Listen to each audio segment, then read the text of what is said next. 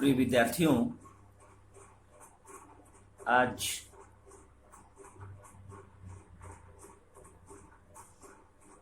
मैं चतुर्थ सेमेस्टर के बच्चों को, जिनका एक पेपर स्किल का है, एससीसी का है, उनसे संबंधित एक महत्वपूर्ण विषय वस्तु को लेकर उपस्थित हूँ। इसमें आप जानते हैं कि आपका एक पेपर है जिसका नाम एन इंट्रोडक्शन टू आर्कियोलॉजी है, जिसको आप हिंदी में पुरातत्व एक परिचय के नाम से जानते हैं। आपको पता है कि पुरातत्व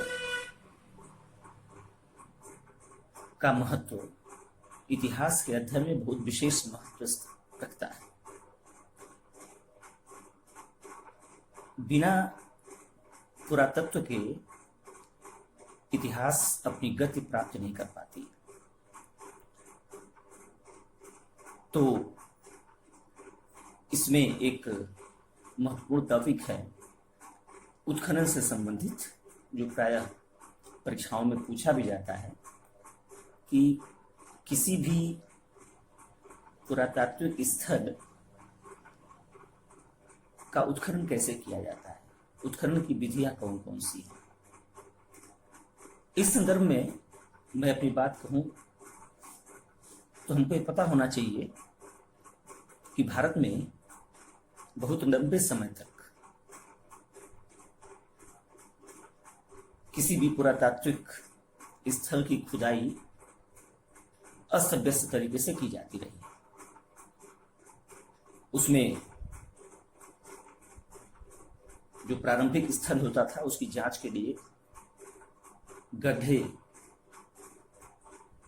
खोदे जाते थे, कई गड्ढे खोदे जाते थे और फिर उनको आपस में मर्ज कर दिया जाता था उन गड्ढों को। यह काफी श्रम साध्य और व्यय साध्य पद्धति थी, क्योंकि तब तक वैज्ञानिक पद्धतियों का आगमन नहीं हो पाया था। लेकिन जब वैज्ञानिक पद्धतियों के विषय में हमारे ऐतिहासिक विद्वानों ने, इतिहासविदों ने, पुराविदों ने उसकी जानकारी प्राप्त की, तब उत्खनन की कुछ नई पद्धतियां अस्तित्व में आती। वर्तमान समय में उत्खनन की जो प्रमुख विधियां प्रयोग में लाई जाती हैं, उसमें दो विधियां हैं। एक लंबवत उत्खनन, जिसको आप अंग्रेजी में वर्टिकल एक्सकेवेशन कहते हैं, और दूसरा क्षैतिज उत्खनन, जिसे अंग्रेजी में हॉरिजॉन्टल एक्सकेवेशन कहा जाता है। सर्वप्रथम हम लंबवत उत्खनन की बात करें या वर्टिकल एक्सकेवेशन की बात करें,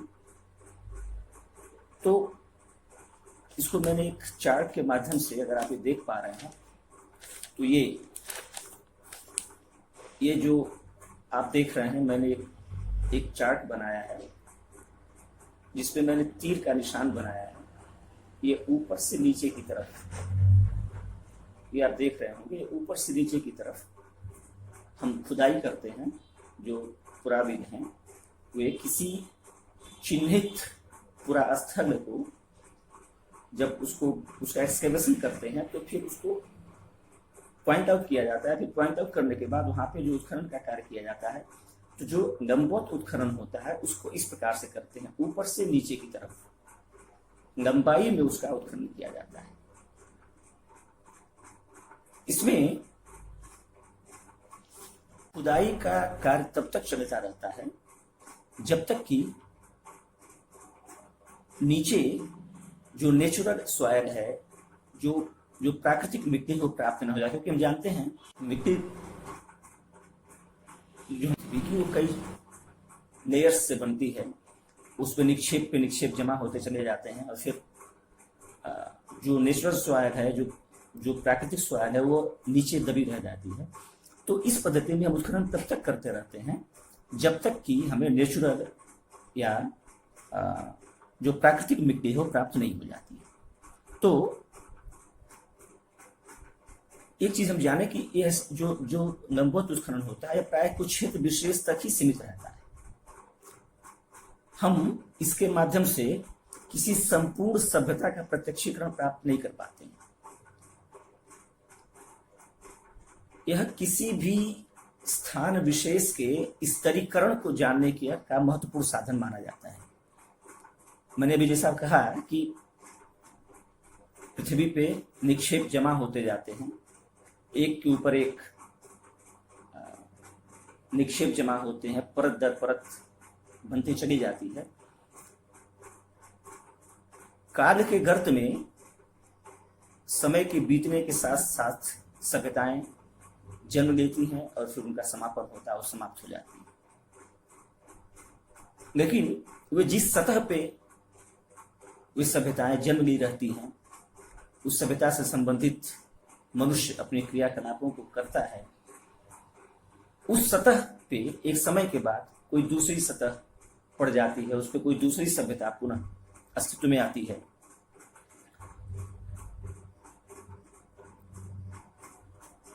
इस संदर्भ में किसी निश्चित स्थान पे विभिन्न सभ्यताओं के उत्थान और फिर उनके पतन के बारे में या उनके स्तरीकरण के बारे में हम जानकारी प्राप्त कर सकते हैं। उदाहरण के लिए मैं आपको बताऊं, जैसे हम जब हड़प्पा की सभ्यता के बारे में बात करते हैं तो प्रायः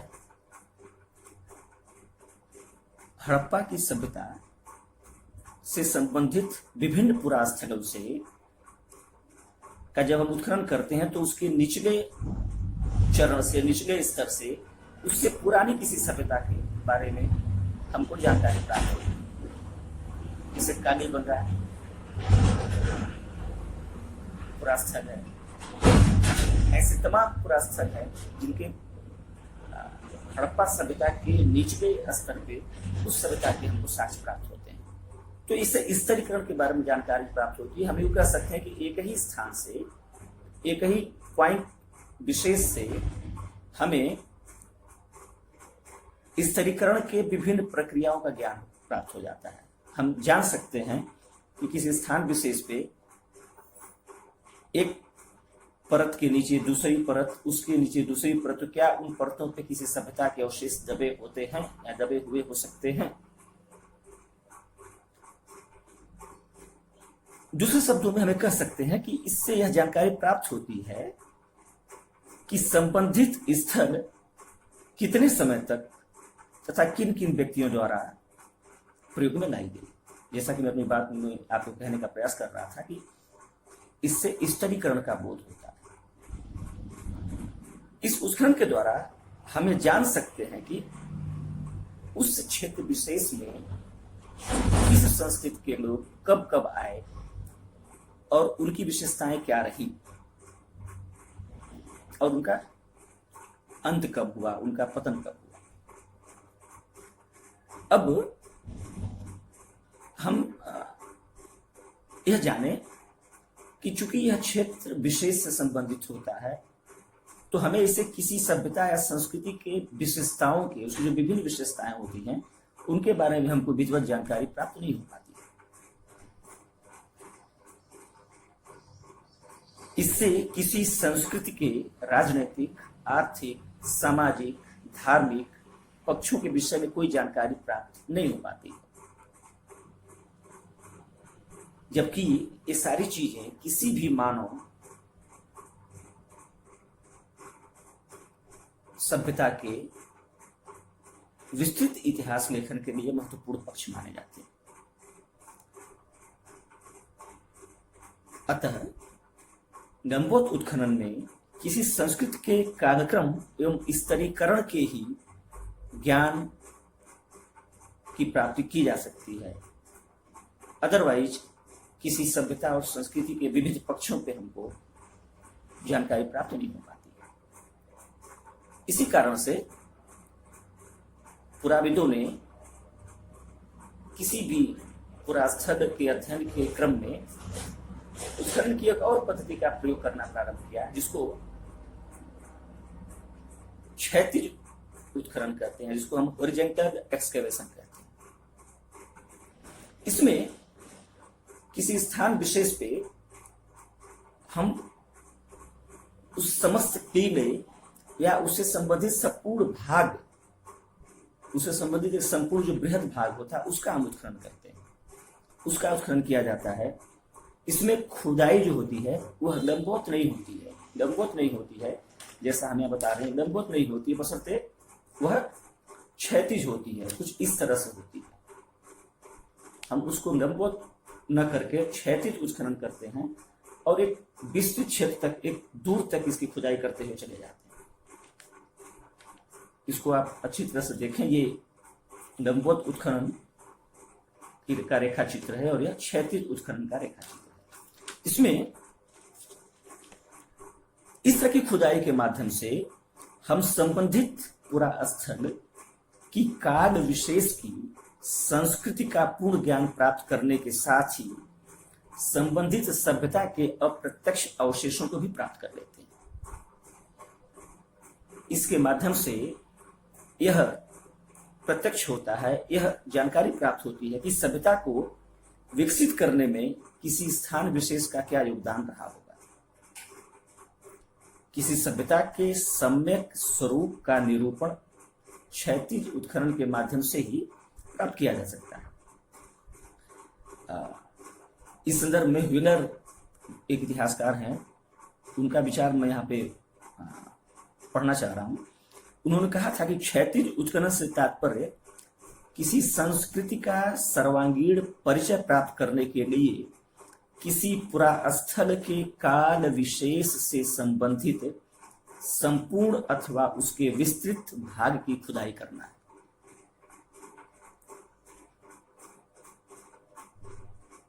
मतलब ये कहने का है कि हम इस उत्खनन के माध्यम से, उत्खनन की इस विधि के माध्यम से किसी स्थान विशेष में, किसी संस्कृति विशेष की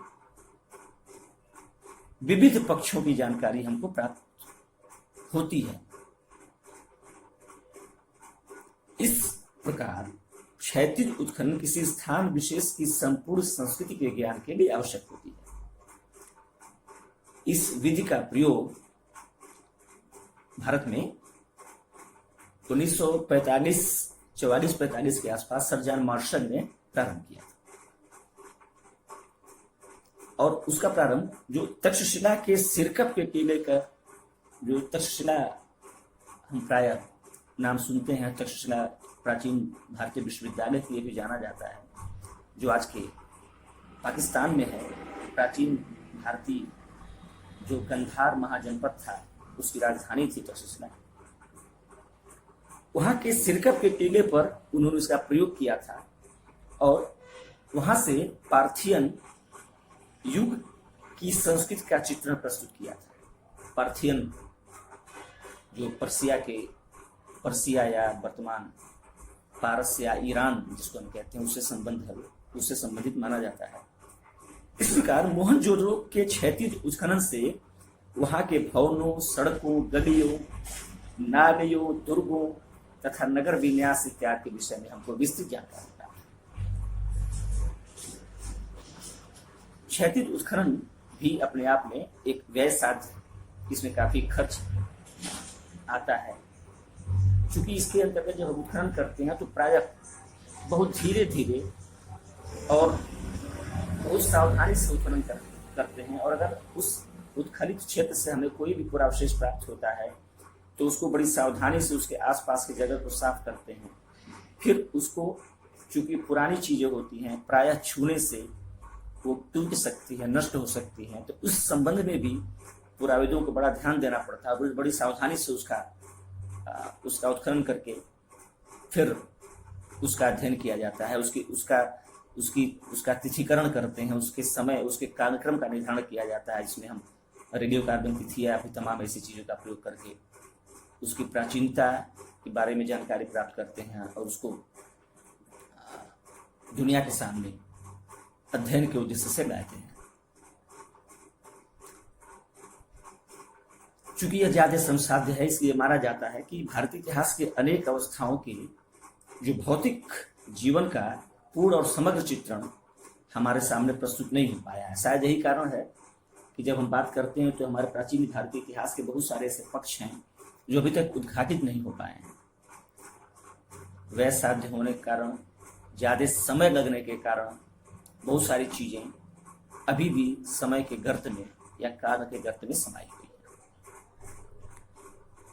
अब जरा हम इसको जानने का प्रयास करें कि क्या इतिहासकार या पुराविद इन दोनों पद्धतियों को, जो लंबवत उत्खनन या क्षैतिज उत्खनन जो पद्धतियां हैं, क्या इन दोनों पद्धतियों में से किसको बेहतर मानते हैं? तो हम यहाँ पे आपको बताना चाहेंगे कि जो पुराविद हैं वे इन दोनों पद्धतियों का प्रयोग करते हैं उत्खनन में। किसी पुरास्थल के अध्ययन के संदर्भ में पुराविद इन दोनों पद्धतियों का प्रयोग करते हैं और इसके माध्यम से ही वहाँ की उस स्थान विशेष की सभ्यता और संस्कृति से संबंधित विभिन्न पक्षों को उद्घाटित करते हैं। वो इन दोनों को पूरक मानते हैं दूसरे का। वे मानते हैं कि किसी भी स्थान पे इन दोनों पद्धतियों का पृथक पृथक तरीके से या अलग तरीके से प्रयोग नहीं किया जा सकता, इनका एक साथ एक ही समय में प्रयोग किया जा सकता है। अतः किसी भी उत्खनित क्षेत्र के विषय में संपूर्ण जानकारी अगर हमको प्राप्त करना है तो उसमें लंबवत उत्खनन और क्षैतिज उत्खनन इन दोनों पद्धतियों का प्रयोग करना आवश्यक होता है। लंबवत उत्खनन जहां किसी क्षेत्र की प्राचीनता, उसके निवासियों के स्वरूप तथा उनके उत्थान और पतन की जानकारी प्रस्तुत करती है, वहीं क्षैतिज विधि उस स्थल की सभ्यता या संस्कृति का पूर्ण ज्ञान प्राप्त करने में सहायता प्रदान करती है।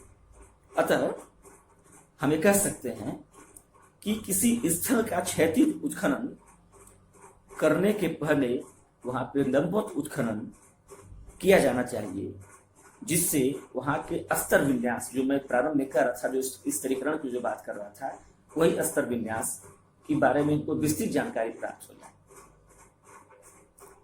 नहीं तो फिर किसी भी सभ्यता का निर्धारण सही तरीके से, सही ढंग से करना असंभव हो जाएगा। वस्तुतः इन दोनों पद्धतियों का प्रयोग करके हमें इतिहास एवं उसकी संस्कृति का पुनर्निर्माण कर सकते हैं, या उसके बारे में छिपी हुई, उससे जुड़ी हुई महत्वपूर्ण तथ्यों का हम प्रत्यक्षीकरण कर सकते हैं। दोनों के पारस्परिक संबंध के विषय में यह कहा जाता है, इसको रेलगाड़ी और उसके समय सारणी से इसका कंपेरिजन किया जाता है। प्राय इस कहा जाता है कि जो लंबवत उत्खनन है, तो लंबवत उत्खनन के बिना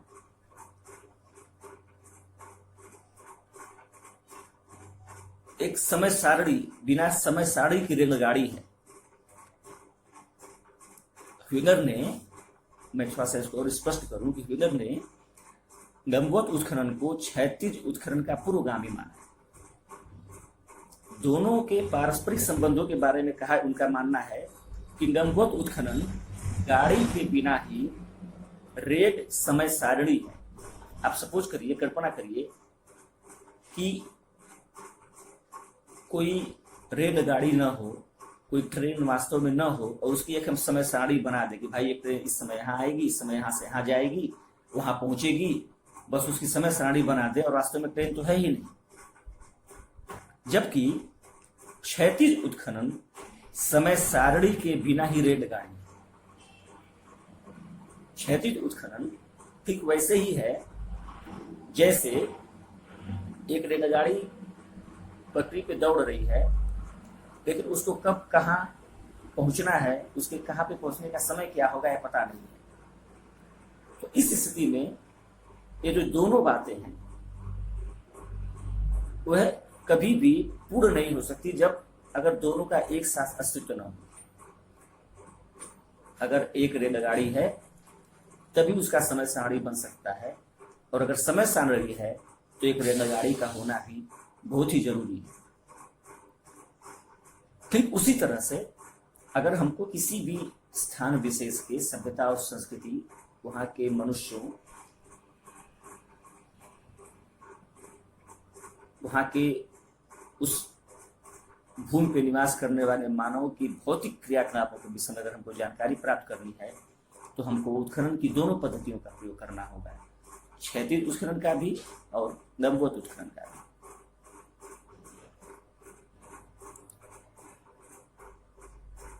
तो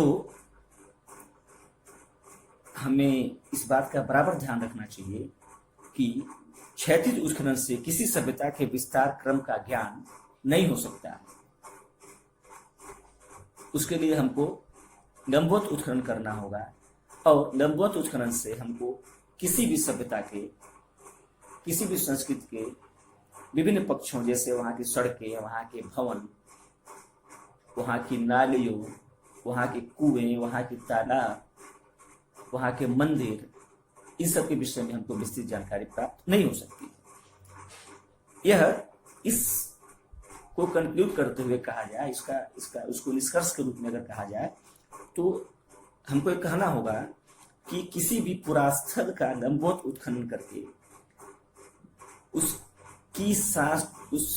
वहाँ की संस्कृति का जो कालक्रम है उसको निर्धारित किया जाना चाहिए, और फिर विभिन्न संस्कृतियों अथवा किसी संस्कृति विशेष के पुरास्थल का क्षैतिज उत्खनन किया जाना चाहिए।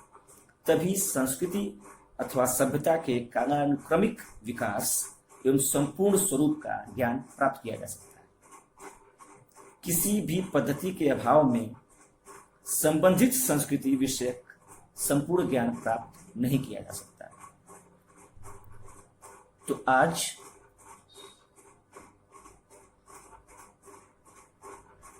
उत्खनन की विधियों के इन दो पद्धतियों के विषय में हमने आपसे बात की, और आशा है कि यह आपको आपके अध्ययन की दृष्टि से महत्वपूर्ण सिद्ध होगा।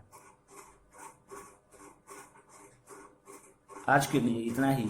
फिर दूसरे दिन किसी दूसरे टॉपिक के साथ मैं पुनः उपस्थित होऊंगा, और आप लोग इस वीडियो के माध्यम से इसको समझने का प्रयास करें कि उत्खनन में या पुरातात्विक उत्खनन में इन पद्धतियों का प्रयोग कैसे और क्यों महत्वपूर्ण है। बहुत बहुत धन्यवाद।